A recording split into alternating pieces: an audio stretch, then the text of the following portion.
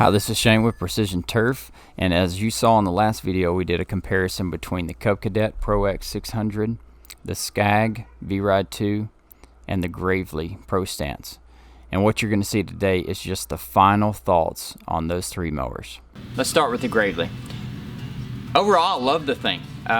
It felt a little bit, it's smaller. So what application would you need a Gravely for? Well, in my opinion, if you're mowing 1.5 to 2 acre properties or less, that's where I'd probably want a Gravely. I'd probably stick with a commercial company running Gravely's for residential application. They're a lighter machine. They feel pretty nimble. Ease of maintenance, ease of use, the deck lift, the floating assembly, all those things I was really excited about. I really loved the ease of operation, the ease of use, and the ease of maintenance for the Gravely. Cub Cadet, I would say bigger commercial properties for this Cub Cadet Pro X 600. Bigger commercial properties, Cub Cadet feels like it could take a beating.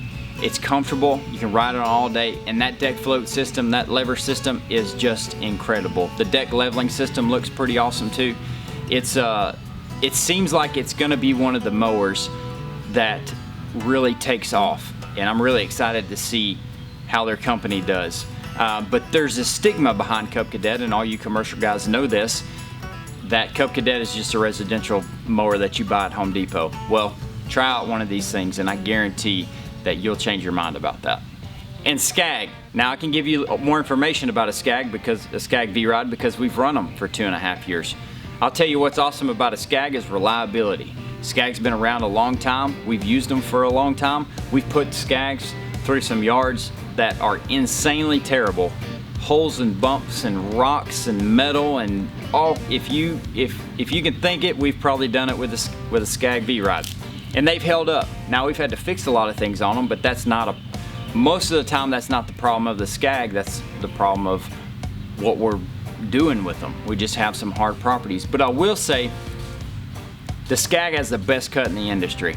That's been my opinion for 15 years, and I've run John Deere, Exmark, Hustler, Gravely, Scag, Dixie Chopper, and I may be missing a few.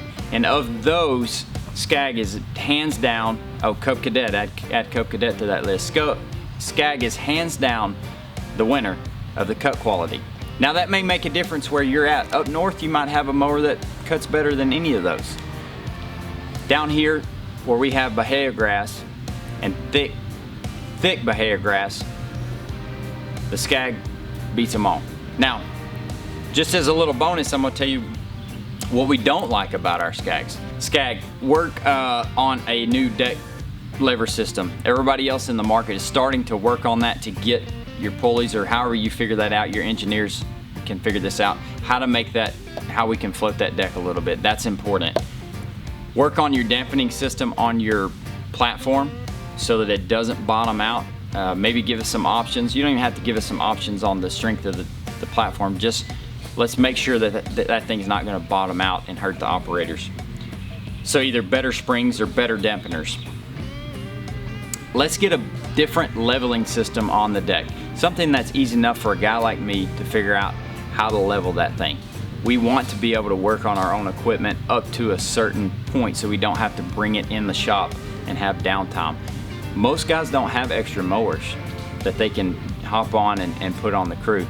When you're starting out, the last thing that we want or can afford is downtime. And that's not always the manufacturer's fault. Most of the time it's not. It's just part of the game. We can't afford to have downtime. This industry is built on efficiency. We have to be as efficient as possible to make money. If we're not working, we're not making money. And so if we're not making money, we're not feeding our families. So it's very important to not have downtime. It's more important to not have unnecessary downtime for something that we feel like we can fix that we actually can't. We have to bring it in for. Thanks so much for watching, guys. If you enjoyed this content, please like, share, and subscribe, and we'll see you on the next one.